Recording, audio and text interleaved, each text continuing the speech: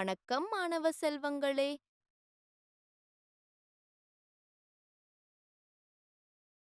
நீங்கள் அனைவரும் நலமோடு இருக்கிறீர்கள் என்று நம்புகிறேன். முந்தைய அமர்வில் இங்கிலாந்தில் உள்ள ஏழை மக்களின் வாழ்க்கையை தொழில்மயமாக்கல் எவ்வாறு மாற்றியது என்பதை நீங்கள் கற்றுக்கொண்டீர்கள்.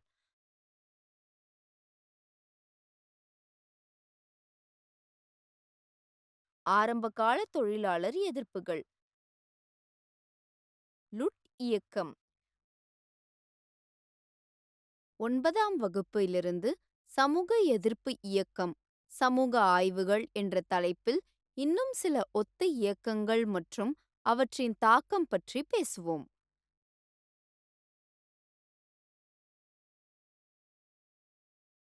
கற்றுக்கொள்வீர்கள். நீங்கள் இதை பற்றி தெரிந்து கொள்வீர்கள். பொதுநலக் கோட்பாடு.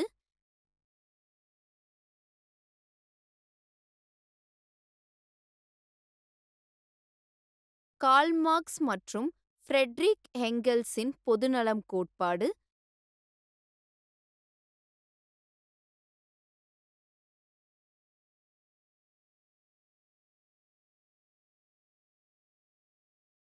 இந்தியாவில் பொதுநலத்தின் தாக்கம்.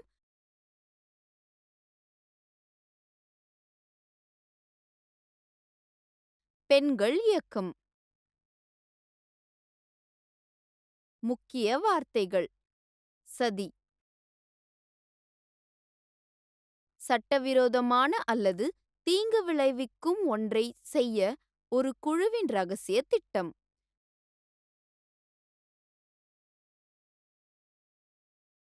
முதலாளித்துவம். ஒரு நாட்டின் வர்த்தகம் மற்றும் தொழில் நிறுவனங்கள் லாபத்திற்காக தனியார் உரிமையாளர்களால் கட்டுப்படுத்தப்படும் ஒரு பொருளாதார மற்றும் அரசியல் அமைப்பு. பெண்ணியம். ஆண்களுக்கு சமமான பொருளாதார, சமூக மற்றும் அரசியல் உரிமைகளை பெண்களுக்கு வழங்குவதற்கான ஒரு ஒழுங்கமைக்கப்பட்ட முயற்சி.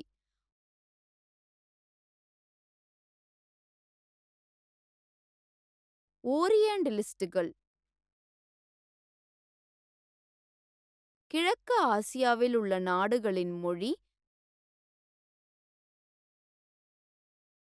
கலாச்சாரம், வரலாறு அல்லது பழக்க வழக்கங்களை படிக்கும் ஒருவர். புரட்சியாளர்கள்.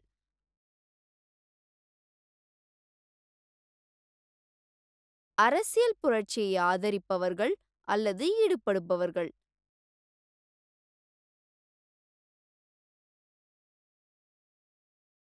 பாகுபாடு.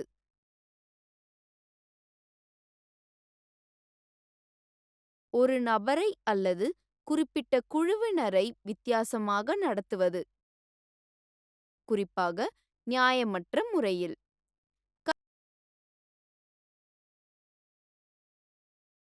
கருத்து வரைபடத்தை பார்ப்போம்.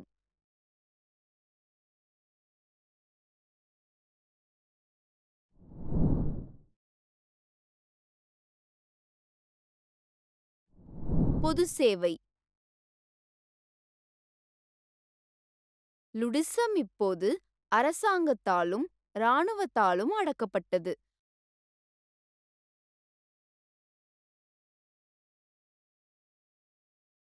ஒரு புதிய சித்தாந்தம் மெதுவாக உருவாக்கப்பட்டது. இது தொழிலாளர்களுக்கு ஒரு புதிய சமூக இலக்கை கொடுத்தது. இதுவே பொது சேவையின் கருத்தாக இருந்தது. பொது சேவை என்றால் என்ன? பொது சேவை சொத்துக்கள் மற்றும் இயற்கை வளங்களின் தனிப்பட்ட கட்டுப்பாட்டை விட பொது உடைமைக்கு அழைப்பு விடுக்கிறது.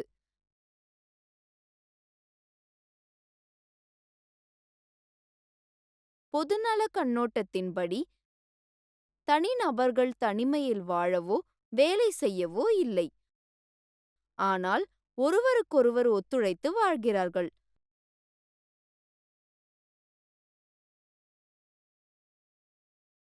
மேலும் மக்கள் உற்பத்தி செய்யும் அனைத்து ஒரு சமூக பொருளாகும். மேலும் ஒரு பொருளின் உற்பத்திக்கு பங்களிக்கும் அனைவருக்கும் அதை பகிர்ந்து கொள்ள உரிமை உண்டு. எனவே ஒட்டுமொத்த சமூகமும் அதன் அனைத்து உறுப்பினர்களின் நலனுக்காக சொத்துக்களை வைத்திருக்க வேண்டும் அல்லது கட்டுப்படுத்த வேண்டும்.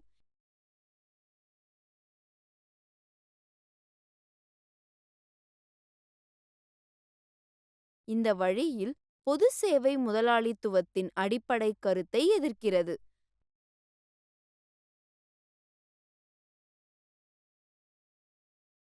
முதலாளித்துவம் என்பது உற்பத்தி சாதனங்களின் தனியார் உரிமையை அடிப்படையாக கொண்டது.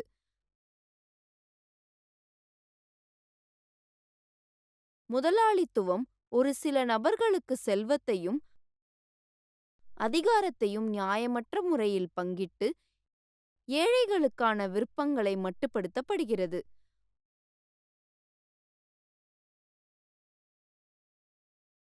உண்மையான சுதந்திரம் மற்றும் சமத்துவம் செழிப்பிற்கான வளங்களை கட்டுப்படுத்த சமூகம் சேவை என்று பொதுநலன்கள் வாதிடுகின்றனர்.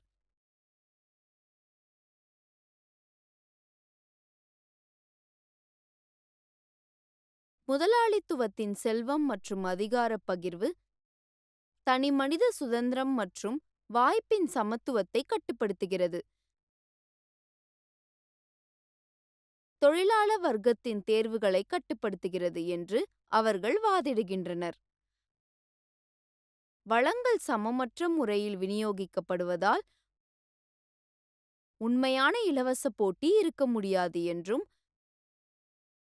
பொது சேவைகளை நம்புகின்றனர். பணக்காரர்களும் சக்தி வாய்ந்தவர்களும் கொக்கி அல்லது வளைவு மூலம் சமநிலையை தங்களுக்கு சாதகமாக நகர்த்துகிறார்கள்.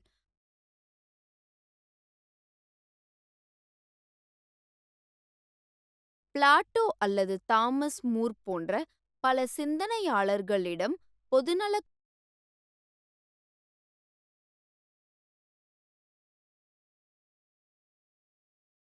கருத்துக்களின் சில கூறுகள் காணப்படுகின்றன.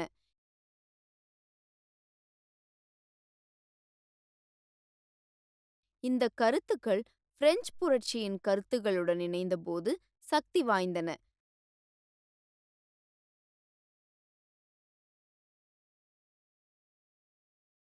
பிரெஞ்சு புரட்சியின் தீவிர வக்கீலான பேப்யூ புரட்சி சுதந்திரம், சமத்துவம் மற்றும் சகோதரத்துவத்தை அடைய தவறிவிட்டது என்று வாதிட்டார்.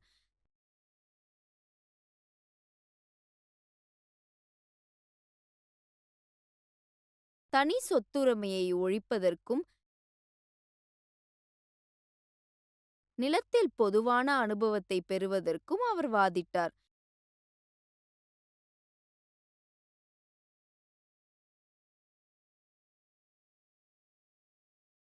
இந்த யோசனைகளின் காரணமாக அரசாங்கத்தை கவிழ்க்க சதி செய்ததற்காக அவர் தூக்கிலிடப்பட்டார்.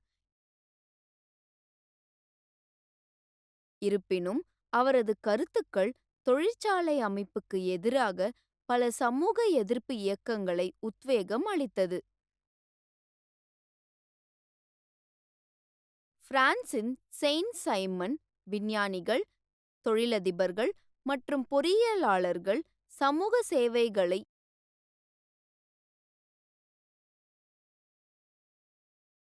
எதிர்பார்த்து அதற்கேற்ப திட்டமிடும் சமூகத்தை மைய திட்டமிடல் மூலம் பொது சொத்து கட்டுப்பாட்டிற்கு வாதிட்டார்.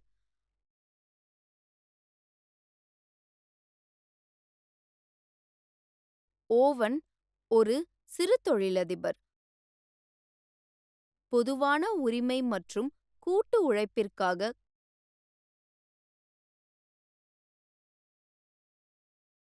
கூட்டுறவு கிராமங்களை உருவாக்குவதை நோக்கமாக கொண்டிருந்தார். இருப்பினும் தொழில்துறை உற்பத்தி வளர்ச்சியின் காரணமாக இந்த இலட்சியவாத கருத்துக்கள் செயல்படுத்தப்படாமல் இருந்தன. கார்ல் மார்க்ஸ் மற்றும் ஃப்ரெட்ரிக் ஏங்கல்ஸ் ஆகியோர் தொழில்துறை முதலாளித்துவ உற்பத்தியை பற்றிய ஆய்வின் அடிப்படையில் ஒரு பொதுச்சேவை கோட்பாட்டை முன்மொழிந்தனர்.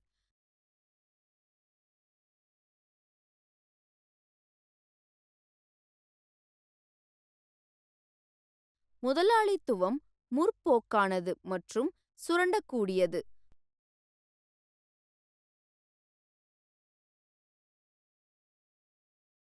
முதலாளிகள் மற்றும் தொழிலாளர்களை அவர்களின் உண்மையான மனித நேயத்திலிருந்து பிரித்து தீவிர கஷ்டங்களை ஏற்படுத்துகிறது என்று அவர்கள் வாதிட்டனர். தொழில்துறை உற்பத்தியானது மக்களை பெரிய அளவில் வாழவும் வேலை செய்யவும் உதவுகிறது.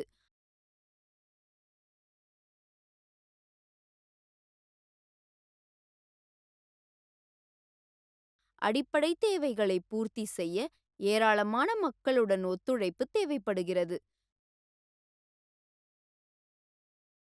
கூட்டு நலனில் அவர்களின் வாழ்க்கையை மேம்படுத்த அவர்களுக்கு சக்தி அளிக்கிறது என்று மார்க்ஸ் வாதிட்டார். மார்க்சும் ஏங்கல்ஸும் தொழிற்சாலைகளில் சொத்து இல்லாத ஆனால் உற்பத்திக்கு முக்கியமான தொழிலாளிகள் லாபத்திற்காக சுரண்டப்படுகிறார்கள் என்று வாதிட்டனர். தொழிற்சாலைகள் மற்றும் வளங்களை கையகப்படுத்துவதன் மூலம் ஒரு புதிய சமத்துவ சமுதாயத்தை நிறுவ முடியும் என்றும் அவர்கள் பரிந்துரைத்தனர்.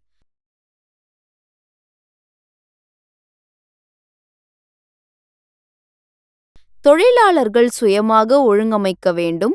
பிரெஞ்சு புரட்சியில் நிலப்பிரபுத்துவ பிரபுக்கள் மற்றும் மன்னர்கள் போன்ற முதலாளிகளை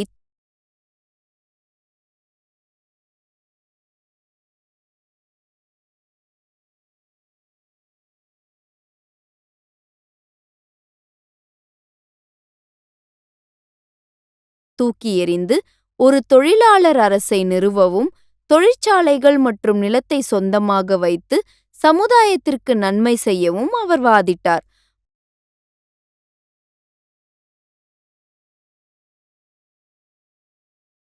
மார்க்ஸ் மற்றும் ஏங்கல்ஸின் கருத்துக்கள் 19ஆம் நூற்றாண்டின் இறுதியில் தீவிர சிந்தனையாளர்கள் மற்றும் ஆர்வலர்கள் மீது பெரும் தாக்கத்தை ஏற்படுத்தியது மற்றும் 20ஆம் நூற்றாண்டில் முக்கிய சமூக இயக்கங்களுக்கு உத்வேகம் அளித்தது. அதே நேரத்தில் பல தீவிர சிந்தனையாளர்கள் மார்க்சுடன் பல விஷயங்களில் உடன்படவில்லை மற்றும் அவர்கள் அராஜகம் போன்ற புதிய கோட்பாடுகளை வழங்கினர்.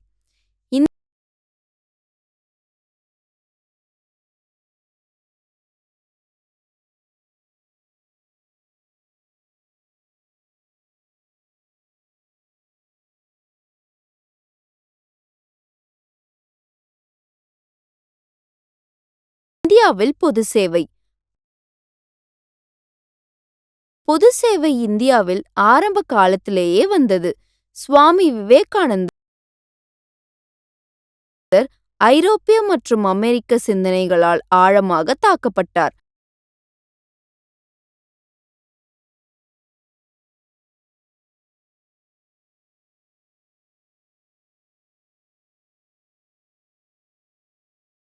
ஆயிரத்தி 1917ஆம் ஆண்டு ரஷ்ய கம்யூனிஸ்ட் புரட்சி எம்.என். ராய், பகத்சிங்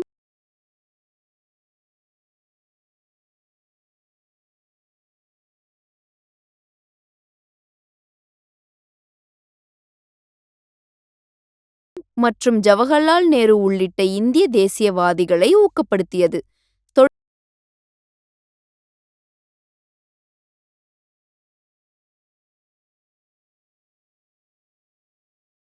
தொழிற்சாலை உற்பத்தி வளர்ச்சியடைந்ததால் தலைவர்கள் தொழிற்சங்கங்களை ஒழுங்கமைத்து 1920களில் இந்திய கம்யூனிஸ்ட் கட்சியை நிறுவினர்.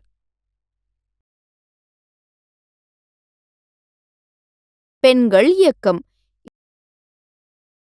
இடைக்கால மற்றும் நவீன காலத்தின் ஆரம்பத்தில் பெண்கள் பெரும்பாலும் ஆண்களால் ஆதிக்கம் செலுத்தப்பட்டனர். வீட்டு வேலை மற்றும் வரையறுக்கப்பட்ட சிவில் உரிமைகள் மட்டுமே. தொழில்மயமாக்கல் பெண்கள் தொழிற்சாலைகளில் பணிபுரிய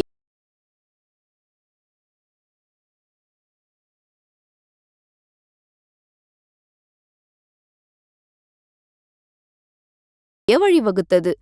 ஒரு புதிய அடையாளத்தை உருவாக்கியது மற்றும் பாலின வேறுபாடு இல்லாமல் அனைத்து மனிதர்களுக்கும் சமத்துவத்தை உறுதிப்படுத்தியது.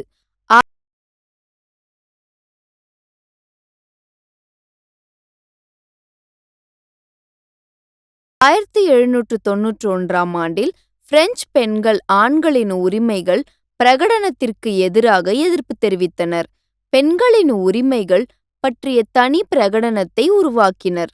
இந்த அறிவிக்கப்பட்ட பெண்கள் சுதந்திரமாகவும் உரிமைகளில் ஆண்களுக்கு சமமானவர்களாகவும் பொதுவான பயன்பாட்டின் அடிப்படையில் சமூக வேறுபாடுகளுடன் பிறக்கிறார்கள்.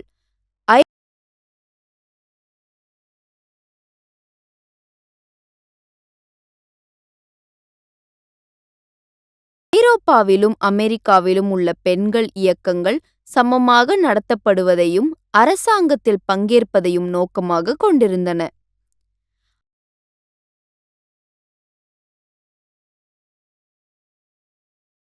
1830 முதல் 1870 வரை இங்கிலாந்தில் பெண்கள்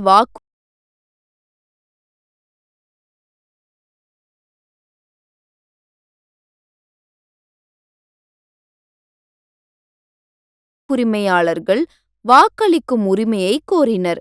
1917ஆம் ஆண்டில் அனைத்து பெண்களுக்கும் அத்தகைய உரிமைகளை வழங்கியது ரஷ்ய புரட்சியாகும். 1928ஆம் ஆண்டில் இங்கிலாந்தில் உள்ள அனைத்து வயது வந்த பெண்களுக்கும் உரிமை வழங்கப்பட்டது. இது இறுதியில் பெரும்பாலான ஜனநாயக நாடுகளால் ஏற்றுக்கொள்ளப்பட்டது.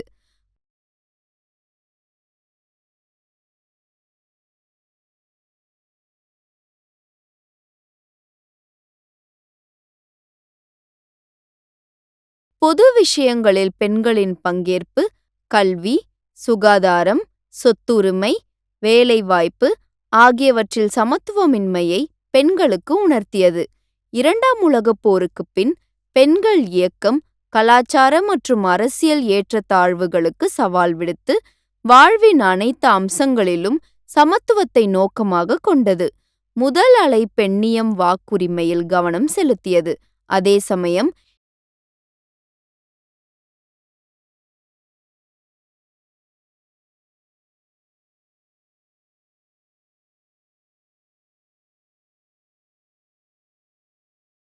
இரண்டாம் அலை பெண்ணியம் கல்வி மற்றும் ஆரோக்கியத்தில் பாகுபாட்டை முடிவுக்கு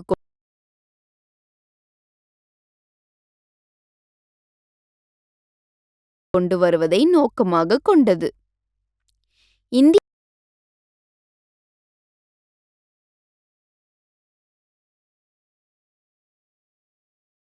இந்தியாவில் 19ஆம் நூற்றாண்டு சமூக சீர்திருத்தவாதிகள் சதி பிறக்கும் போதே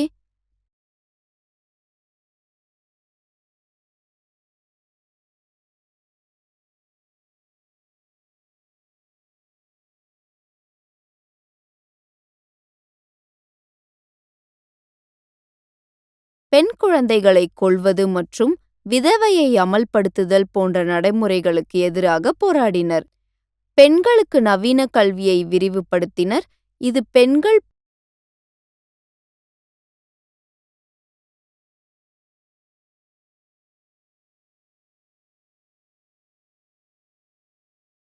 பொது வாழ்க்கையில் பங்கேற்கவும் ஒழுங்கமைக்கவும் உதவியது.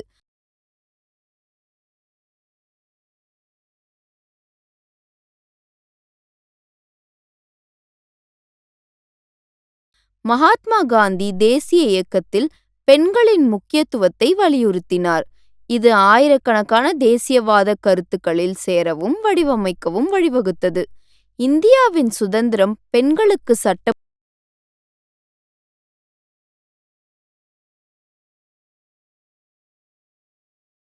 சட்டப்பூர்வ சமத்துவத்தை வழங்கியது மற்றும் சொத்து சட்டங்களில் பாகுபாடுகளை முடிவுக்கு கொண்டு வந்தது.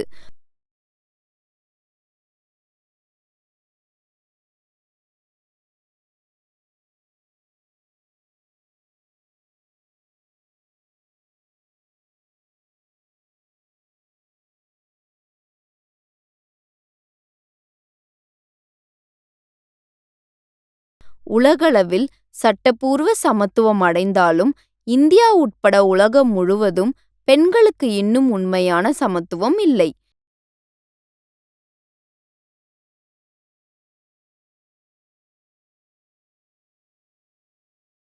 எனவே இந்த காணொளியில் நீங்கள் இதை பற்றி பார்த்தீர்கள். பொது சேவை,